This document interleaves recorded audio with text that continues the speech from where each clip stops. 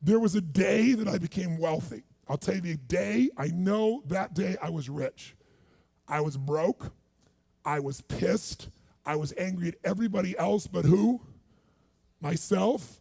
But really underneath it, I was mad at myself. I just couldn't beat myself up anymore, so I was pissed. And I had a friend that I loaned money to when I had barely enough, and I knew he needed it, and I gave him $1,200, and I'm here not able to eat. I'm down to like $25, $26, and I'm saying to him, calling him, and he's not returning my call, and I just need some money, and he's ignoring me. I didn't ignore him, so I'm pissed. I'm frustrated. In the midst of all this, I'm also pragmatic. I got 25 and change, call it $26. What the hell am I gonna do? I don't have any plans for economics. I got overhead that's crazy. I'm living in this little tiny apartment, 400 square feet in Venice, California. So I thought, okay, when I was totally broke early on when I was 17, I used to save my money up and go to the smorgasbord and load up for Christmas, load up for the week. So I said, I was in Venice, I'm gonna go over to Marina del Rey, where all the yachts are, and there's a place there called El Torito, and I'm gonna go, they have an all-you-can-eat smorgasbord, I'm gonna load up for the winter. I'm gonna get there. So I didn't drive there, because I wasn't gonna spend the gas to get there, plus I needed to walk, so I walked there. And I go in, I'm not dressed really great, but it's Marina del Rey, it's okay, and I got a place right by the window, and I can see these yachts going by, and I'm dreaming of what life could be like, and I'm starting to let go of my anger, and I'm starting to focus on what I want instead of what I don't want. How many follow? Say I. And that shifted me just a bit. And now I'm eating, which shifted me a lot. And I got this giant plate stacked up. And I don't know what the amount was. It was like, whatever it was, $6.95, $7.95, right? So I'm gonna do this. I could probably do this 3 or 4 times, right? Somewhere in that range. As I'm finishing my meal, this little boy comes in, dressed in a little suit. And I honestly don't know how old he'd be, probably in the 3rd grade, so maybe 8 years old, 9 years old, something like that.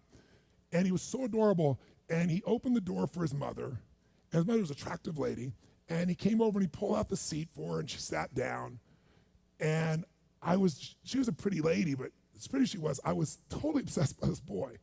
He had presence at 7 or 8 years old. And it moved me.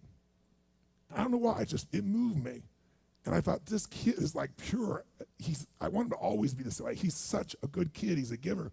So I got up and I paid for the meal, and whatever it was, $6, $7.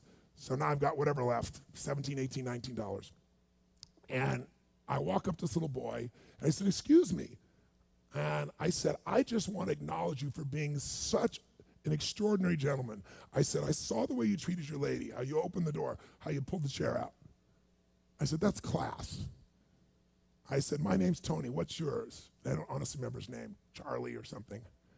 And he looked up at me and I said, Charlie?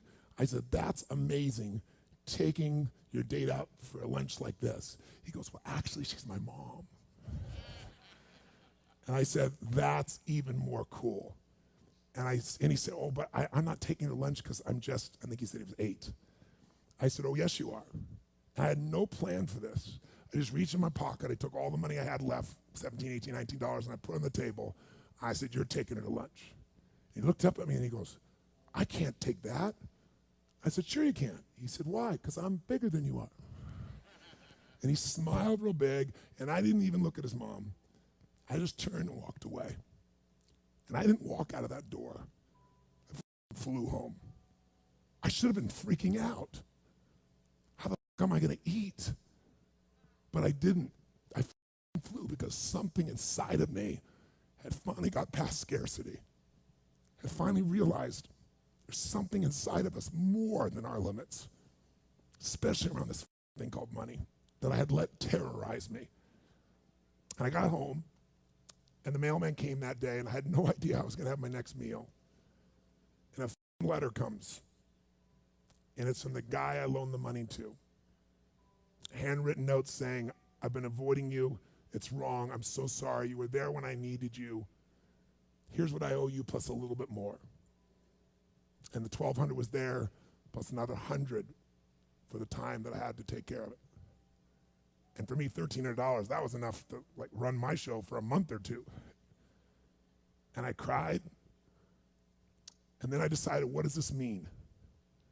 And I thought, this means that whenever you give, it's always going to come back, so you don't have to ever think about that again.